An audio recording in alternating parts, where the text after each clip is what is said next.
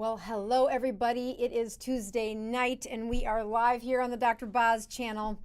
I will give you a little heads up that I am definitely feeling under the weather and we may cut the show a little bit short, but I just couldn't skip this lesson. It is truly one of my favorite parts of the 21-day Metabolic Kick, and we have had lots of questions over the last 6 months about our first time through this experiment, and now I have a fresh classroom of people that have just done this experiment.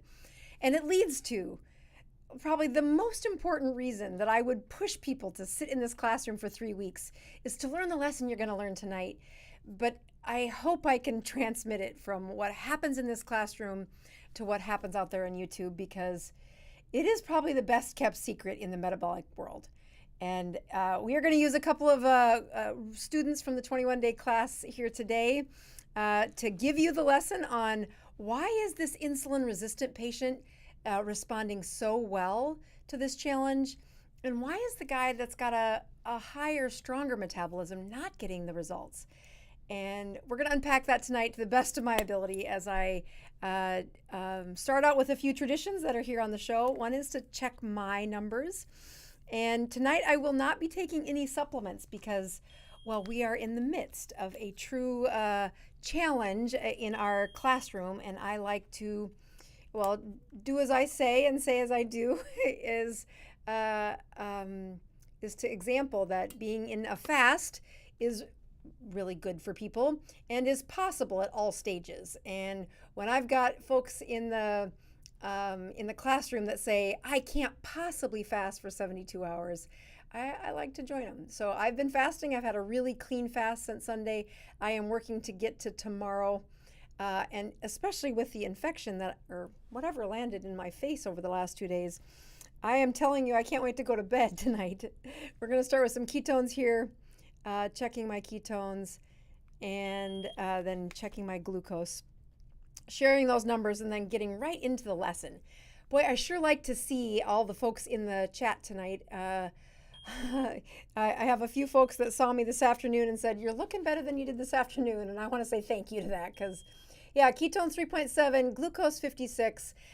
This is 72 hours into my fast. And I'll tell you, if I wasn't fasting and I came to me as a patient, I would tell me to fast if I was having whatever has happened to my face and really caused my swelling. I don't know what it is, but I can't wait for it to go away. And it's way better than it was, but oofta. So yeah, I really want to share some of the things that have happened on this class. And you know, it's the second time I've done this 21-day metabolic challenge. It's truly the best service I give right now. I actually had my support group this morning here in Tampa and had a gal drive over 2 hours to come to the support group that usually starts at 8 o'clock, but during the 21-day challenge, I start at 7:30 and then hop over to the clinic and get on the live and be ready for a case study that we presented today. And then spend the rest of the day debriefing with coaches, making sure all the students are well covered, and then visiting classrooms. And today I visited a classroom that, well, dang, it has so many teachable moments in it that I've decided to use part of this teaching in my live tonight, because, well, it is the super secret to why people lose weight on the ketogenic diet. But it's also going to crack the code a little bit for why some people don't do so well, or they just miss a couple of steps. And you want the shortest steps, hop onto the online course. You want the hand held, absolutely. We do not let any person fail. I have every student in the classroom that I've reviewed their numbers. We truly have 100% of the people doing way better than they did 14 days ago. And we are not done yet. They have the best numbers ahead of them. That's what this challenge, this 21-day course is about. But if you want the Cliff Notes, it's in the book. Let's see, over my shoulder. Yeah, that workbook right there. That's the workbook I make all of my patients do. Anybody that comes to my support group, I say start with a workbook. You're gonna catch up with us truly. Maybe not quite as quickly as the folks in the 21-day, but hardly a faster way to reset patient's metabolism. So let me explain how this works. we get people into the 21-day kick and give some really good core primary mindset lessons those first few days. And then we get everybody synced up to a dashboard. And that's how I can look at their metabolism every day that they're in the class. It is exactly what I would do if they were a patient. They're not a patient, but they are in this tutorial of a place where I can best teach them when I see what their metabolism is. And we have two extremes today that are in a classroom together, that just have provided me the best. I mean, I've been teaching this, trying to explain why it is that I really do set them up to check their numbers, create those relationships, have these awesome coaches pour into their students, and then I pour into the coaches to do a good job of pouring into the students. It really is the top-down trickle teaching effect. But then I land in a classroom today that it finally helps me click to say, how do I teach this better at a bigger scale? And so these two students don't know that their numbers are about to be shown, but don't worry, they signed a waiver that I could use this as a teachable moment. And I'm not doing it to show about the patients or to exploit their stories, but to use and show what it looks like to struggle. So I'm going to show first I've got two cases. I'm going to compare them. And I will march through the class as I show off these numbers. So let me start with saying here's somebody's numbers, and as you can see, they're let's see if I can make this right here. How do I do that? Hold on. Okay, Apple Pencil turned on. How do I click on here and write on? I thought I could write on this. Oh, maybe I can't write on a website. This is a live website, so I'm actually looking at their data right now, so I can't write on it, but I think I can make it highlight. Okay, there we go. So this actually was 2 days into the course when we finally synchronized all of their information, and you'll notice that this blood sugar is at 159. Their blood ketones were at 0.5. So if you're looking at a Dr. Boz ratio, that's like what? 500, 400 and about 500 or so, 400. Anyway, plenty high. And this patient is a diabetic. This patient has been trying to get their blood sugars down. It's really been trying to do a better job. And she really has had a tough time just capturing that impact of how do I get those blood sugars down? How do I improve this? So she spends the first few days doing what we ask everybody to do, which was, set some goals, and really, get their numbers synced up and learn about the other people in their class. So day number 1, her blood sugars were 159. Day number 2, the blood sugars were 137. Again, these are the sugars first thing in the morning, is the only time she's checking with this meter. She then gets to day number 3, and that's, I think, later on in the week, probably Thursday. So the 23rd was Monday, Tuesday, Wednesday, Thursday. That was Friday. Okay, and now Friday we warn them. We say, all right, on Sunday, we are going to start a challenge. We are going to ask you to eat one item for 72 hours. And that item is sardines in oil. And so we asked them to eat the sardines in oil. Saturday, she said, oh, Lord, I don't know if I can do this. Let's eat something good. That's not a bad thing to do. And I believe on Sunday, which was the 29th, or was Sunday the 30th? So right in here is when she starts to eat her can of sardines.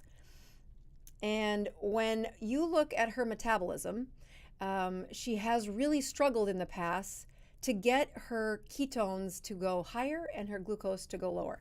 And I think actually she took a couple of days before she was able to get the sardines into the amount that we were looking at. I'll be honest, there was some confusion. And I'm saying that with a little bit of a hairy eyebrow going, confusion, is that what we call it? So maybe my communication wasn't clear enough, but we said, no, sardines are the only food that you're going to have. The sardines will be a place that your all of your food comes from, and that unlike the fasting, which I'll explain here in a minute, the sardine challenge starts with a can of sardines. So you do not get to start the 72 hours of eating until you eat the can of sardines. That's when the clock starts. that when you get to the 72nd hour, that means 3 days later, it ends with a can of sardines.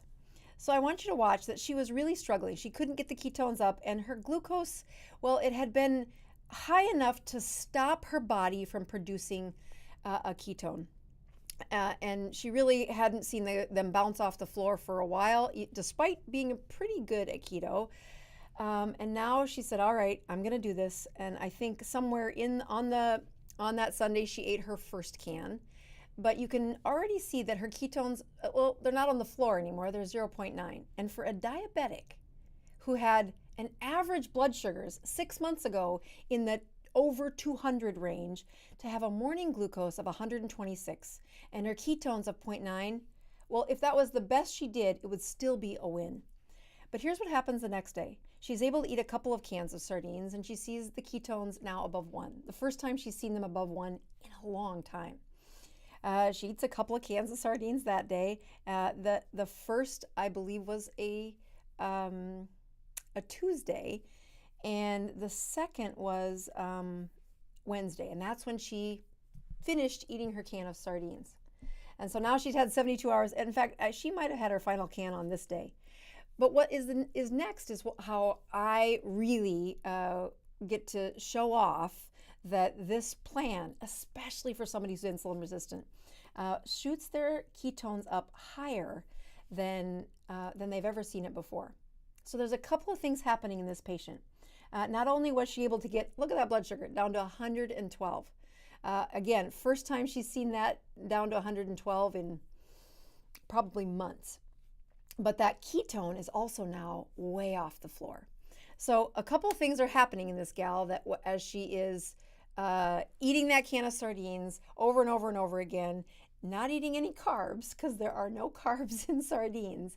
And anytime she is hungry, she's free to eat as much as she wants. She can eat 15 cans a day. I don't care. She can eat them in the morning and at night. She can eat them in the middle of the night. I don't care. I just want her only eating sardines for 72 hours. And 3 things naturally happen in every patient, but especially in somebody who's insulin resistant. First of all, asking one of my insulin resistant patients, especially one who's diabetic, to eat nothing, well, it scares the tar out of them. And many times their metabolism is not ready to do this churn of ketones that, well, I need them to do in order to do a good job at this metabolic shift. But when you swallow that fat, she was able to not only in a fishy fat, it has short chain and medium chain triglycerides, but there's also plenty of oil in there. So it is a very high fat and some good protein menu. And it's also portion controlled. And I don't mean that by saying that she was limited in her eating. I mean that, well, when's the last time you smelled a can of sardines? As soon as you open the can, somehow your appetite is a little less. But in fairness, she was hungry, and so she ate the sardines, just like I ate sardines, and every student in the class ate sardines. And as she swallowed the fat, her fat that went into her liver, especially those short and medium chains, it actually skips the digestion, slips right into her liver.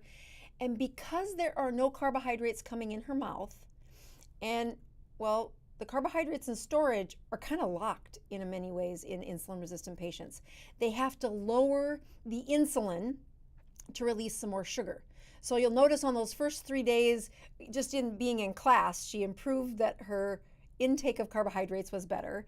And so her sugars went down a little bit, but her ketones stayed pretty low. She didn't make a lot of ketones. So she probably wasn't feeling very good. As she gets into the sardine challenge, and now she's got even less carbohydrates coming in her mouth, and her body lowers that insulin a little bit more. Enough where she's got blood sugar that's in the 120, 112, much higher than it should be, but that's not abnormal for a diabetic. But unlike what would be happening in a water fast in this patient, this fat hops into the mitochondria in her liver and outspins a bunch of ketones. And that first wave of ketones, well, some of her body's hungry and they use it, and they use the energy, and she's got ketone metabolism happening all over the place. Probably in many cells that she hasn't seen in that haven't seen fat or ketones in a while. So then she goes to the second day and she's eating more sardines and fat. And now she's got too many ketones. She has enough ketones where she's spilling them over into the urine. Because now by day 2, not only is her liver putting out a bunch of ketones because, well, she had access to the fat. She swallowed the fat. And her first round of ketones sent out messages to her body. It's a signaling agent. Ketones, yes, they give you energy. Yes, they're good brain fuel. They suppress appetite, but they're also a signaling agent. And one of the signals that happens is when you have ketones in circulation, it stimulates the liver to make more ketones. So ketones beget ketones. And although I talk about this when you take supplements, there is nothing better than a wave of ketones that's coming out of a sardine fast in an insulin-resistant patient. Because let me show you the opposite of this, or somebody that's healthy, that's not diabetic. So I'm just going to remind you, I saw one question here saying, I'm confused. I'm extremely insulin resistant and have pounds to lose. Do I start with 3 days of sardines? No, you've got to do a couple of things that we did in the class first in order to get there. But as you look at her insulin resistance, what happened here at the beginning of class when she just was checking her numbers, well, her body couldn't have access to the fat. You're like, wait a minute, she's overweight, she's got fat to lose. Why couldn't she have access to the fat? And that's because that blood sugar of 159 is far too high to release any of the stored fat. And this is the paradigm that insulin-resistant patients end up in. If we could get their ketones high, well, then their appetite suppresses, their liver wants to make more ketones, and especially if they're eating that high fat, they are able to make more ketones, specifically if they're eating the short chain fat and the medium chain fat.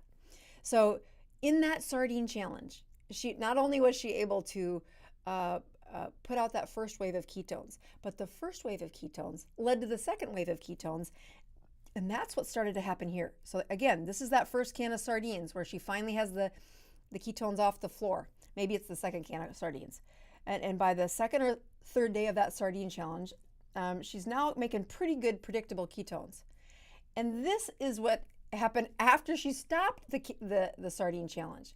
You're like, wait a minute, how did she make even more ketones if she's insulin resistant when she wasn't when she was insulin resistant, when she wasn't making any of them 5 days before? I mean, not zero, but pretty low, 0.4. So that's not going to give her much of an effect. So how did she get to 2.3? When if you look at the menu of what she ate on the 5th of February, and you look at the menu of what she ate before the sardine challenge, they're pretty similar. Why did one day result in this excessive production of ketones to the point where, I mean, you want to lose weight? Nothing like a weight loss plan where she's peeing out ketones, a blood glucose of 112 and ketones of 2.8. I mean, what's that, a Dr. Boz ratio? Somewhere around 60 or something. That's great. I mean, maybe even 50. So she hasn't seen a Dr. Boz ratio like that probably ever. And she did it with the same menu she ate a few days ago. Part of the answer there is that momentum that she created by starting to produce ketones. Ketones beget ketones. That wave of production is something that when you start that momentum of metabolism, especially in an insulin-resistant patient, as long as you can keep the insulin down, as long as she doesn't binge with carbohydrates, which she shouldn't be doing in class, at least for 21 days, keep it together for 21 days, she is going to get this kind of results. Okay, so now let's go to our other patient who's not insulin resistant. He signs up in the class because, well, he was having trouble. I think I can do this here. He was having trouble losing weight. So I think this is the one. Yeah. So here's his exact same timing. And this man is 6'1". He's lost about 70 pounds on keto, done pretty good. And he's been stalled. Like, he says, I really wanted to put on muscle weight. My wife of 30 years says, good job, honey, for losing the weight, but you lost a bunch of your muscles. And I'm just really worried about you losing any more weight on this ketogenic diet.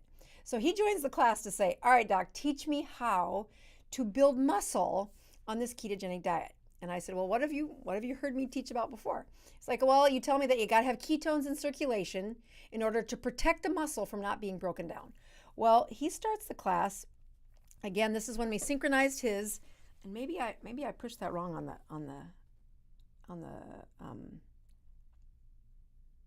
oh no, I did it right. Okay.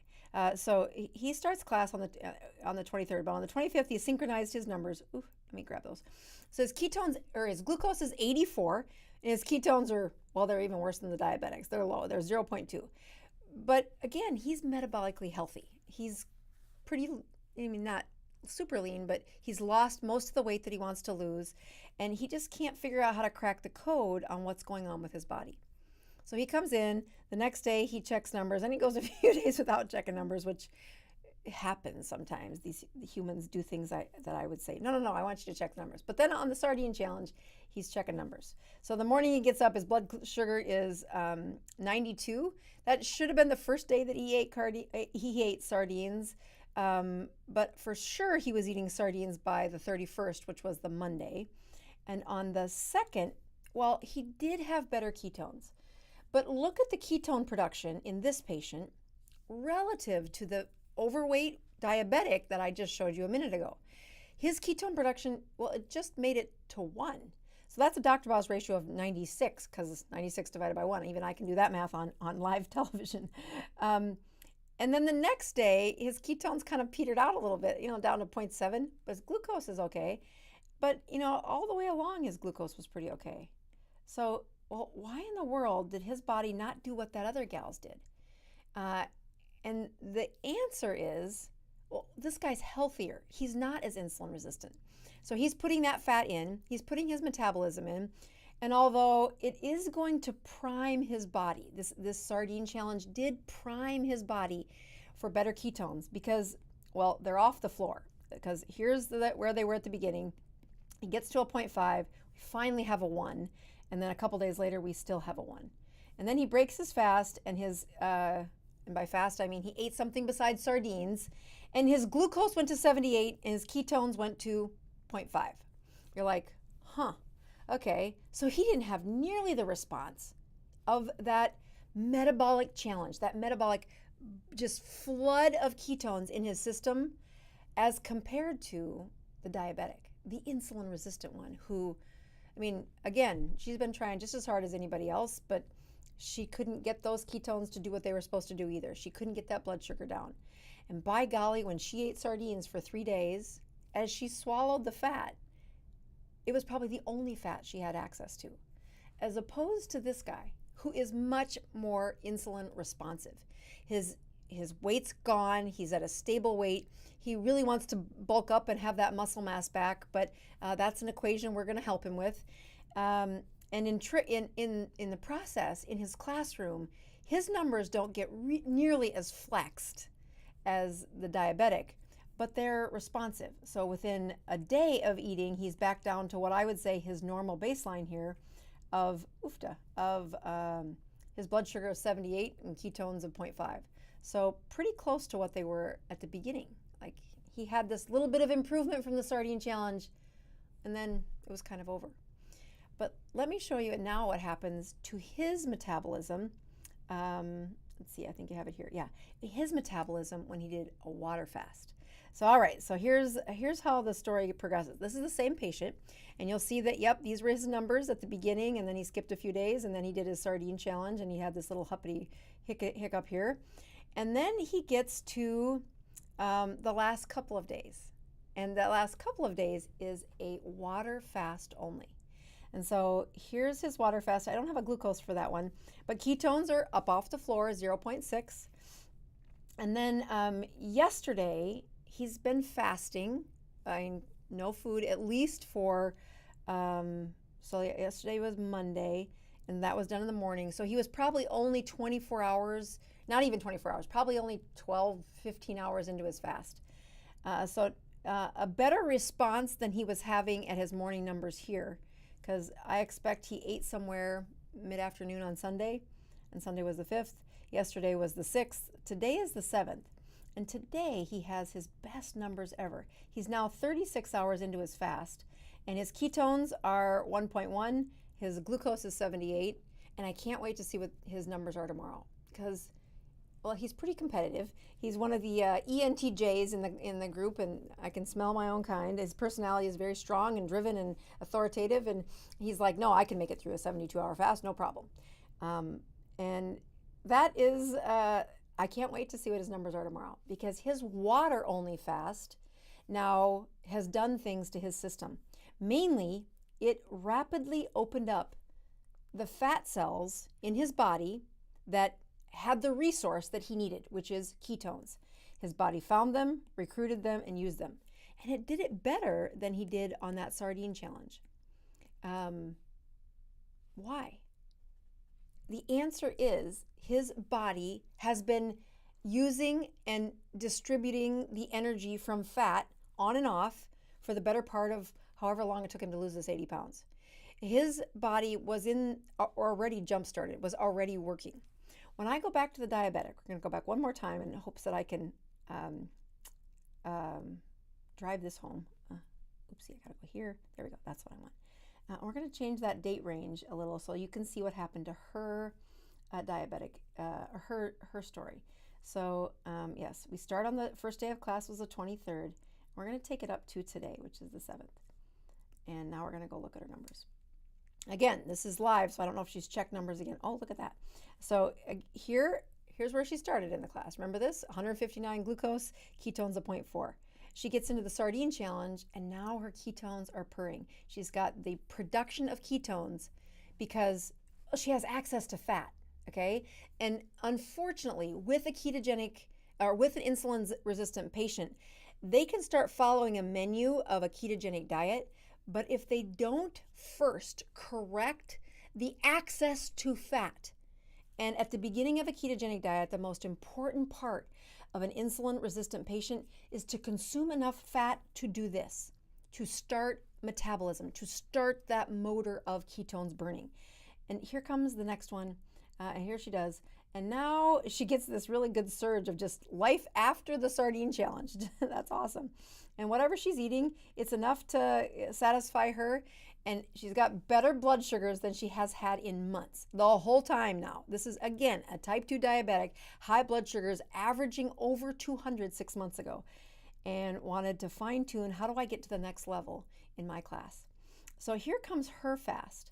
Had she done a water fast, first day in class, she would have never produced ketones to 1.2. How do I know this? I have hundreds of patients that show me, oh, you can't do that in an insulin-resistant patient.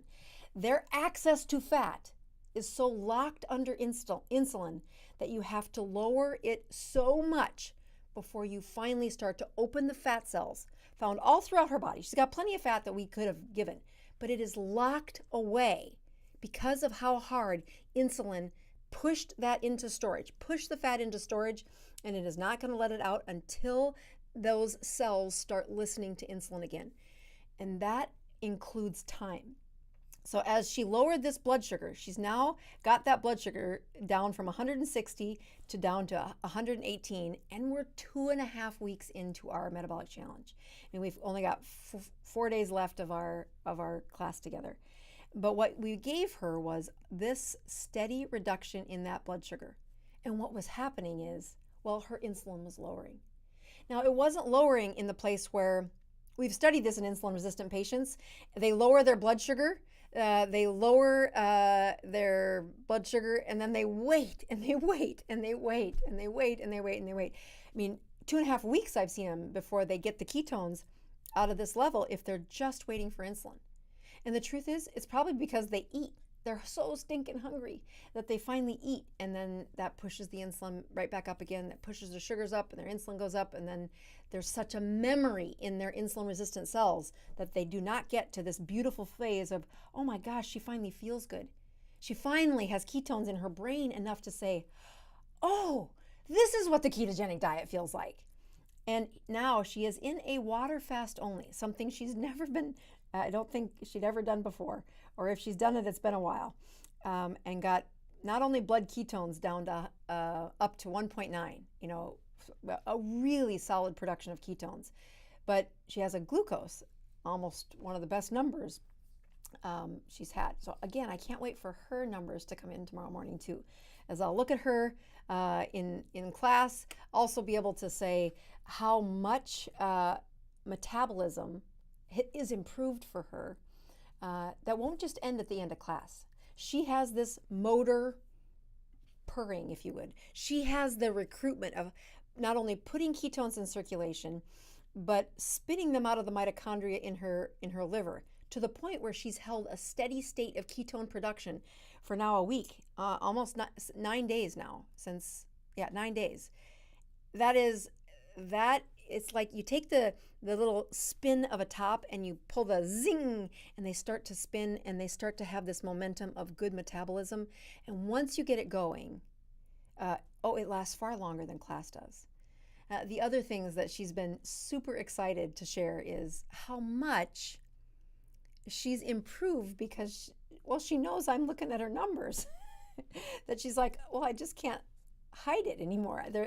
I've been lying to myself that I was really getting better, and then you're right, I would get to a part and just say, oh, forget it, I'm diabetic and I'm just destined for this poor health. And it's not true. She has a support system now. She has people in her classroom that care about her. She has a coach that's been doing such an awesome job of encouraging her and saying, stay the course, this will get better, and don't give up. And by golly, the biggest win in that class. Yes, I'm really happy that the guy is going to learn how to bulk up his muscles, so his wife is proud of his muscles again. But I'm super proud of that diabetic for saying, no, trust me. Eat all the sardines you want while you've been doing these other steps in our class. And I contend the 3 major things that are happening in that patient while she's eating sardines is, number 1, she is delivering fat to the mitochondria in her liver. Where's the fat coming from? Her mouth. She has plenty of fat in her body, but she can't access that until her insulin is better. Once that fat starts to spin, she has a metabolism that is guaranteed to grow each day, but you have to start it. And that's the biggest puzzle with an insulin-resistant patient. The second thing that happens in a sardine challenge is the types of fat they're eating are the short chain and the medium chain triglycerides. And those fats are short chain and medium chain. And they do not require sorting through the lymph system to get the outcome of ketones through the liver. They go right in through the portal vein, and they deliver ketones rapidly and in abundance. It's like a whole bucket of them. And the third thing that happens when you eat a ketogenic diet is portion control. Now, I give them unlimited amount of food, but it's much easier to eat sardines for 3 days than nothing. But it becomes harder to eat sardines by the 3rd day. Not only, well, they're not as bad as people say. They really aren't. But there is quite a smell with them. In fact, I think they smell worse than they taste. And they're very satiating. By the 3rd day, the gut is really good at absorbing it. They really do feel full. And that hormonal signal that says you're full, it overpowers any white-knuckled discipline that any of my patients can have.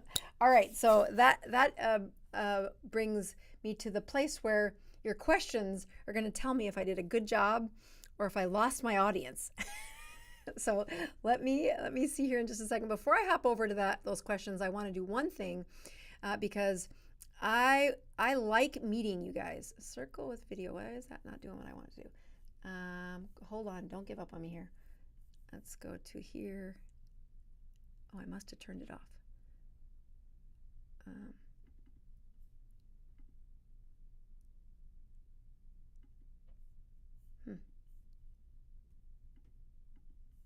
Why is it doing that? Safari. Why did it do that? Oh, I don't know how I'm gonna share this with you now. Let's see. Oh, you know what I might be able to do? I might be able to do that here.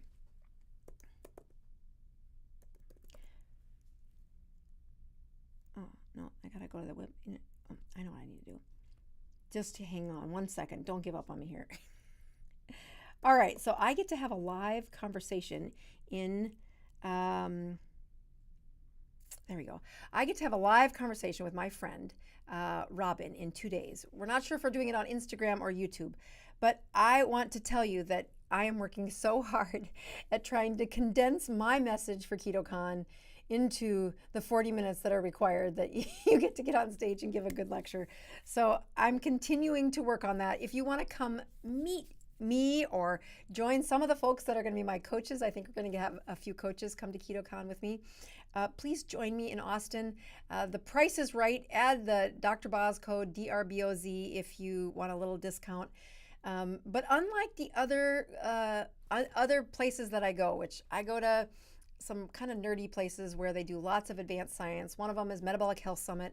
That's where bench scientists come. They talk really nerd stuff that I care about, but it helps me to take better care of patients. But you'll see me in the front row or the second row the whole time because I want my continuing medical education points, and that's where I get them. The second place that I will be going to routinely is the Low Carb USA. I just did that last week in Boca, and I got a bunch of continuing medical education points for that too. But at KetoCon, I get to be social. So if you're looking for asking me questions, coming around and just meeting me, which I really like, well, join me. Join me in Austin. All right, let's hop over to those questions and see if we've got some good ones for today. So, all right, we're going to start with some of these questions came from last week, so I'm going to highlight them and see if they still make sense. One of them was, if I'm night shift, when would I check the Dr. Boz ratio? At 5 p.m. or when I wake at 7:30 in the morning? You would want to check it at 7:30 a.m. when you're done with work. That's going to be, my night shifters, I do everything to help them not be the night shifters because especially if they're metabolically sick, it's really hard to fix a metabolism when your nights are days and days are nights. But I tell them you don't get to eat at night. You eat it first thing in the morning, right before you go to bed. And although that's not ideal, it's more ideal than eating at night. You fast at night. The dark hours need to be salt, water only, black coffee, I guess, if you're trying to stay awake. But you check your DBR after the cortisol rise. That's a puzzle. Cynthia, 63 years old, and recently had my thyroid removed, January 2023, for cancer. Congratulations for getting it out and being cancer-free and feeling fine after surgery. But fasting weekly, 72 hours, and my blood glucose is 80, Dr. Boz ratio of 40. I'm back at the gym 3 times per week. Would adding a sauna be too much? Well, what I would do, especially when you're trying to stress a metabolism, so congratulations for transitioning through some pretty hard health problems like cancer and really trying to study your metabolism through that. What I would be interested in, or what I would suggest is to not add another stress per week, but maybe substitute one of those workouts for the sauna. It is a different metabolic stress. When I see the routine folks going to the gym, often I hope that your trainer or whoever's guiding you at the gym is having you use different muscles each time you're there, waking up different mitochondria, really stressing your body from different angles. But I know that if you were put in a sauna and you were asked to off-put heat, which is what happens in a sauna, then a whole bunch of new mitochondria are getting stressed. So I would keep it at 3 times per week, but I would substitute one. All right, Melissa says, I am insulin resistant, but I have been fat adapted for months. Is it better to saltwater fast only in that case instead, or is it better to preload a saltwater fast with a sardine fast? So I will tell you, if you're stalled or if you're looking for the best guarantee, especially in my insulin resistant patients, that I've seen them stall. And they think they're doing everything right. When we put them in the program and we say, okay, you've got these other 8 to 10 accountability coaches, and they all see your numbers every day, morning fasting numbers. Suddenly their choices are way better than they were when nobody was watching. That just makes you human. That's not exciting. But then when we push them all to say, I'm going to rev up your metabolism, I'm going to put you in a sardine fast, the sardine challenge. The sardine challenge starts with the first bite. You got to have a can at the beginning. Don't start the timer until then. You got to have 3 days worth of sardines, and I don't care if they're morning, they're night, I don't care when. What's happening there is, especially my people who are insulin resistant, but they think they're fat adapted. And I don't doubt that you are. Most people eat the sardines, they don't get diarrhea, they don't have fat in their stools. I mean, their body knows what to do with the fat. But the challenge of that good of a menu, which is high fat, medium protein, and volume of food. I mean, really, the volume of food is impressive, how much it is much less than what they typically eat. And those three stressors, boy, it just spins every metabolism up. I have another whole crop of students, and I cannot wait to study the data collectively, not just one-on-one like we've been doing, but collectively look, what did it look like during their sardine challenge, and what does it look like during sometimes their first water fast only. And had I done the water fast to them before I really revved up their system, we wouldn't have got this. We wouldn't have this kind of results in the water fast only. So I think I answered your question there with start by make sure you're studying your numbers. Don't do these things without evidence. I mean, there's pain involved with only eating sardines every day. Make sure you're getting the return for your pain, and that means you got to check your numbers. Why do ketones go down during sleep? I would think that the use of them would slow down during sleep. Why do ketones go down at night during sleep? I would think that the use of them would slow down. Well, ketones purr at night, meaning you're not having a big stress. You're just trying to meet the demands of your body. In fact, I have a coach who's in our class and just a great teacher, one of the best coaches, and she is wearing a continuous glucose monitor recently. And in the past, she had worn one of those continuous glucose monitors where you have to run the phone over the arm or the sensor to see what the labs were. But this is this is the glucose monitor that I have patients get, and that is 24 hours a day, 7 days a week. You must calibrate it every day, but it tells you what are your glucose. And she goes, my glucose during the day has been 80s. I'm doing really good. But at night, my body is defying me because, it's just betrayal. My blood sugars go up to over 100 while I'm sleeping. And I'm like, yeah, that's the problem. And when you look at some of the other strategies that we use inside the 21-day Metabolic Kick or Keto Continuum, it's that elder problem where she's been around the sun a few times more than me, and she's been insulin resistant, probably about the same time as me. She's been quite the exerciser. But when insulin resistant hits, nobody tells you. You just suddenly notice that you're putting on weight and you can't get it to go away. And then what many people do is they lower the fat and they lower the calories and then they exercise harder. And really what they're doing is they're taking their metabolic rate down. Their metabolic rate is going down. The opposite of that happens on a ketogenic diet, but you have to keep pushing your ketone production. The gentleman who's trying to build muscle mass, his ketones have been too low. They need to be stimulated. He needs to get them higher. And we're teaching him how to do that. But if he just purred along, eventually he's where he is. He's stalled for over 6 months. That's why he joined the course. Like, why can't I get that bulking of my muscles and lose these last few pounds? And it's because his metabolism is stable. How do we know it's stable? Because we check his numbers. He checks his numbers and we get to see them. So this woman who I said, all right, that eating at night that, yeah, you do a good job when the team's looking, but when the rest of the universe isn't looking, it's harder to not eat at night. Yeah, that's what is happening to make those sugars higher at night. So almost all the folks that I study, and these are folks that, yeah, there's plenty of athletes in there, but most of the folks have had high insulin. They've been insulin resistant. And the years of insulin resistance has led to higher blood sugars at night, which invariably is a sign of a time of low ketones. That's why I want you checking in the morning. I want to know what you do overnight.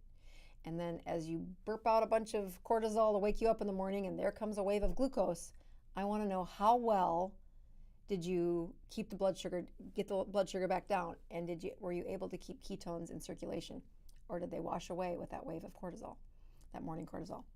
All right, one last.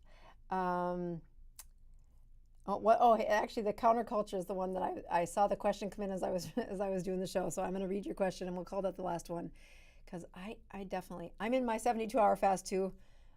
I'm not usually when I know this show is done. First of all, I usually have ketones during this show. So if I'm not feeling great, I mean, I have plenty of ketones that I'm making today, but well, I'm just done, and my face hurts. So I'm going to do this last question and call it good. Here we go. Counterculture says, I'm confused. I'm extremely insulin resistant and have 100 pounds to lose. Do I start with 3 days of sardine any time of day, not in an eating window? Then I eat keto intermittent fasting or water fast? So it is a great question, and it is one that is often confused with insulin resistant patients, because what the answer is related to how well you do in that sardine fast. That I don't need you doing a water fast. As long as your metabolic stress is still measurable. So in your sardine fast, there is no eating window. It is this open range, free range for food. It's just that your menu is limited to sardines and oil. And that sardines and oil will spark an increase in ketones. I'll tell you, one of the key ingredients to this metabolic health kick working is the accountability, is the people that they know. I see my numbers are displayed in every one of the classrooms. So I know that it would be really easy for me to say, oh, I've got this, infection or whatever is making my face swell. I'm tired. I'm just going to break my fast tonight and not make it to 72 hours. But I am impacted by positive peer pressure too. I know that, no. All of the students are going to see my numbers in the classroom tomorrow, and they're going to know, did I break my fast or did I not? And I know I can make it to 72 hours. I'm having a bit of a pity party because I don't feel good. But so do my patients. They don't feel good. And when people have 100 pounds to lose, saying, well, how do I do this? How do I do this? The biggest mistake that I see is they're missing true accountability. And I don't just mean that a friend is trying to watch you do keto. The friend is doing keto with you. The friend is checking in their numbers, and you guys can share each other's numbers in these dashboards. We teach this in the metabolic course. It is a very powerful part of the course. Like, we don't want you to show us forever. We want you to show your accountability partners forever. And we don't want it kind of saying, oh, I ate 20 carbs today with no accountability. We want, what did it do to your metabolism? So when somebody who's insulin resistant saying I need to lose 100 pounds says, okay, you got to just start the sardine fast, and I start it and there's no eating window. Yeah, there's no eating window. Eat them. But then you get to track how well does your body's metabolism stay after that sardine challenge. And in our diabetic, her sardine challenge is truly, it sparked her metabolism. Her ability to do a water fast was never even possible. I wouldn't have you do a water fast if she was a diabetic and asking me on a YouTube channel, should I? No, nobody's watching you. Nobody has accountability to this. And things can go wrong. Now, this diabetic has an awesome coach watching over her. She has classmates watching over her. And she has watched every one of the videos where I said, no, don't do this without learning what you're doing. Put that knowledge in your brain. You can't unlearn it. It's going to be with you as we get you through the 21 days, and then you can fly free.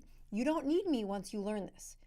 You probably need an accountability team, and those don't cost you any money. They're volunteer.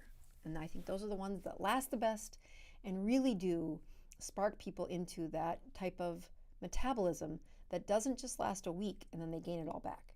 They really are in this for a lifetime, and they truly reverse those medical problems one ketone at a time. How's that? All right, so I am going to put a show note at the end. Insulin resistance is super weird to talk about, and it's got a lot of rules, but we have a really good video that we're going to put in the end screen. So that won't be for you people in the live, but the people that are watching this on replay, there should be an end screen that has an insulin resistant video.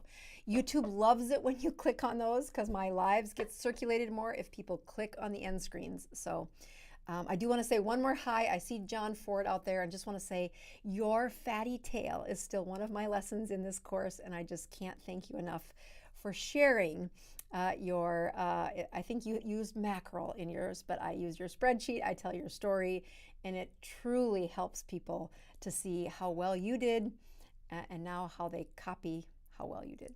So thank you for that. We'll watch that end screen, and we will see you next week, hopefully.